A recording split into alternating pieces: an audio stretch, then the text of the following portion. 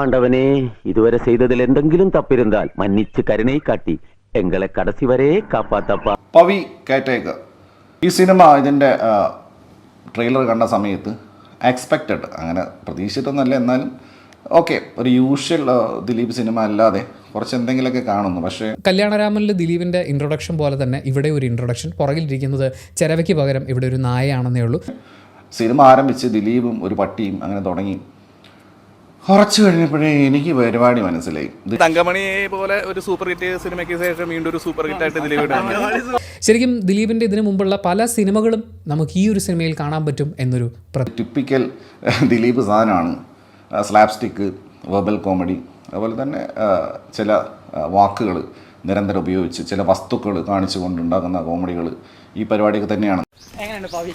നല്ല അടിപൊളി serial setup, ഈ ചാളിപ്പടം, പഴയ കുപ്പിയിൽ അതിലും പഴയ അച്ചാറുമായിട്ട് ദിലീപ് വന്നിരിക്കും.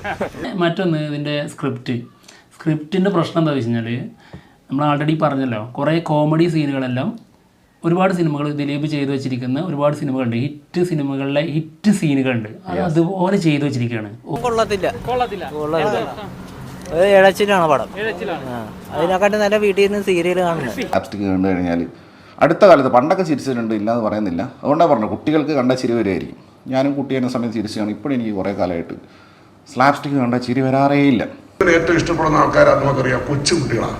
ഞാൻ പറയാം, ദിലീപിന് എപ്പോഴും വേണമെങ്കിൽ തമാശ ക്യാരക്ടറാണ്, തമാശയിലൂടെ കരയിക്കുക. എന്നെ സമയത്തോളം ഭയങ്കര അസഹനീയമായിരുന്നു. ഇപ്പം ഡോറിൻ്റെ ഇടയിലേക്ക് കൈയിടാം, ഡോറിൻ്റെ അകത്ത് കൈ കുടുങ്ങുക, അയ്യോ കോമഡി. പച്ചക്കറി സഞ്ചയമായി വരുന്ന സ്ത്രീയെ ഇടിച്ചിടുക, പച്ചക്കറി മുഴുവൻ താഴെ പോയി, അയ്യോ കോമഡി. കോണിപ്പടിയിലേക്ക് ചാടി വീഴുക, എന്നിട്ട് ഉരുണ്ട് പോവുക, കോമഡി ശ്രമങ്ങളുണ്ടായിരുന്നു, ഒന്നും എനിക്ക് ചിരിക്കാൻ തോന്നിയിട്ടുണ്ടായിരുന്നില്ല. പക്ഷേ സ്ക്രീനിൽ ഒരു മരപ്പട്ടി വന്നപ്പോഴാണ് സത്യം പറഞ്ഞാൽ ഒരു ചിരി വന്നത്. ലേഡർ എടുത്ത് അതിൻ്റെ മുകളിൽ കയറുക, ലേഡറിന് ആളും കൂടെ മറിഞ്ഞു വീഴുക, കോമഡി. പിന്നെ ഇതിൽ ഒരു മരപ്പട്ടിയുടെ ഒരു സീനുണ്ട്, അത് ചെയ്തെടുത്തേക്ക് നന്നായിട്ടുണ്ട്. ലൈക്ക് ഒറിജിനൽ മരപ്പട്ടിയല്ല, അപ്പോൾ അത് ഗ്രാഫിക്സിൽ ചെയ്തിട്ട് നന്നായിട്ടുണ്ട്. CG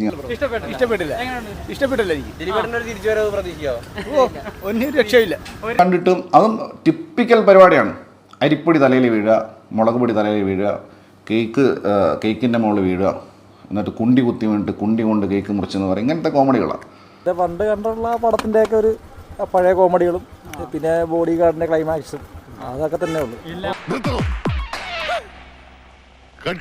ഇയാൾ എന്തായി കാണിക്കുന്നത്? 10-20 പടത്തിൽ ഇയാൾ തന്നെ എതിർള്ള സ്റ്റെപ്സ് ആയത് അമർക്കാൻ വെറുതെ കുറെ ഫിലിം വേസ്റ്റ് ആക്കി.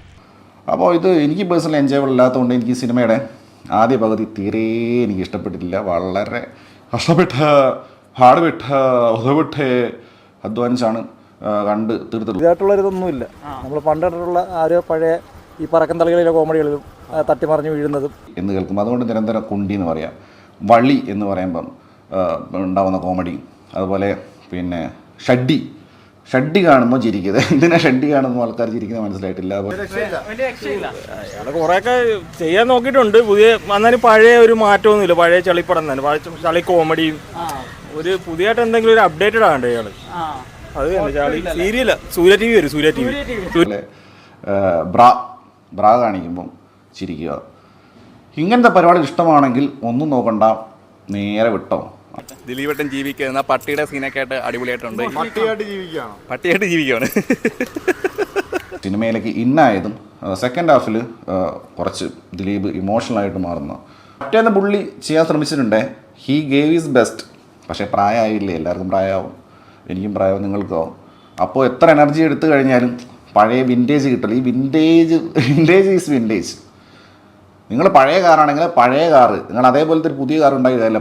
പഴയ ചായപ്പൊടിയാണെങ്കിൽ അതേപോലത്തെ നിങ്ങൾ ഓലപ്പരി കൊണ്ട് ഇപ്പം പുതിയൊരു ചായപ്പൊടി ഉണ്ടാക്കിയ കാര്യമില്ല. വിൻറ്റേജ് തിരിച്ചു കൊണ്ടുവരാൻ പറ്റില്ല.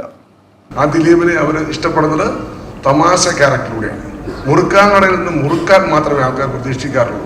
നിങ്ങൾ തേടി പോകുന്നത് മാത്രമാണ്. കൂടാതെ ദിലീപേട്ടൻ തന്നെ മുൻപ് ചെയ്തിട്ടുള്ള പല ചിത്രങ്ങളുമായിട്ട് ക്ലോസ് റിസംബ്ലൻസ് ഈ സിനിമയ്ക്കുണ്ട്. ഒരുപാട് സാമ്യം. അത് ഒരുപാട് സിനിമകളുണ്ട്. അതിൽ ബോഡി ഗാർഡ് എടുത്തു പറയണം. ബോഡി ഗാർഡിൻ്റെ സെയിം കഥ തന്നെയാണ് ഇതിൻ്റെ ഒരു മെയിൻ ട്രാക്ക്. അതേപടി അതിൽ ചെറിയൊരു മാറ്റമുള്ളൂ. അതിൽ ഫോൺ വിളി ആയിരുന്നു. ഇതിന് വേറൊരു സംഭവം അത്രേ ഉള്ളൂ. അല്ലാണ്ട് ഇതിൻ്റെ ക്ലൈമാക്സിലോട് വരുമ്പോഴും നമുക്ക് ഈ സംഭവങ്ങളൊക്കെ ഓർമ്മ. നേരെ ക്ലൈമാക്സ് കൊണ്ടുപോയിട്ട് നേരെ ഒരു ട്രെയിനിൽ കൊണ്ടുപോയി വെച്ചിട്ടുണ്ടെങ്കിൽ പക്കാ ബോഡി ഗാർഡ്. പക്കയായി. അങ്ങനെ കൊള്ളാം എന്നൊക്കെ വിചാരിച്ചിങ്ങനെ ഇരിക്കുമ്പോൾ എൻ്റെ പൊന്നോത ഊമ്പി കിടക്കുന്നു ക്ലൈമാക്സ്. അത് കൂറ ക്ലൈമാക്സ് എന്ന് മാത്രമല്ല, ക്രിഞ്ച് അടിച്ച് എൻ്റെ തൊലിയൊക്കെ ഉരുക്കിയിട്ട് അയ്യേ എന്തുമായി കാണിക്കുന്നതെന്നായിപ്പോയി. ബോഡി ഗാർഡ് എന്ന സിനിമയുടെ സ്റ്റോറിയാണ് സെയിം സാധനം. റിംഗ് മാസ്റ്റർ, ബോഡി ഗാർഡ്, പിന്നെ നമുക്ക് എന്താ പറയാ CID മൂസ, അതൊക്കെ പിന്നെ സീനുകളെ അതിന്റെ സീനുകളെ ഉള്ളൂ. അതെ അതെ. പക്ഷേ പക്കയായിട്ട് വരുന്നത് ബോഡി ഗാർഡും റിംഗ് മാസ്റ്ററും. ഇത് പറക്കും തളിയല്ലേ.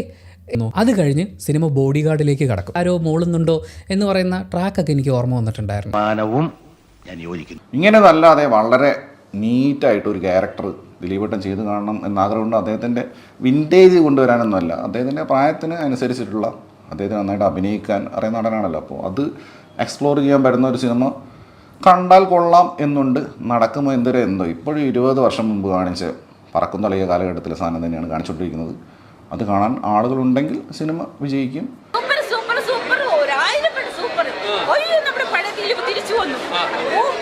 ശരിക്കും നമ്മുടെ റിയലായിട്ട് തോന്നും. എന്നെ കൂടെ ആരും പറയിപ്പിച്ചതല്ല, ഞാൻ ശരിക്കും എന്നെ ഉള്ളിൽ തട്ടിയതാണ്. ഒന്ന് നിർത്തണ്ട സാബുവേ, എനിക്ക് ഈ പുകഴ്ത്തി പറയുന്നതേ ഇഷ്ടമല്ല. നമ്മളെ പറ്റി നിന്നെ പോലെയുള്ള നല്ല ആളുകൾ നല്ല 2 വർത്തമാനം പറഞ്ഞാൽ കേൾക്കുന്നവർ വിചാരിക്കും ഞാൻ നിങ്ങൾക്ക് പൈസ തന്നിട്ട് പറയിപ്പിക്കുവാന്ന്.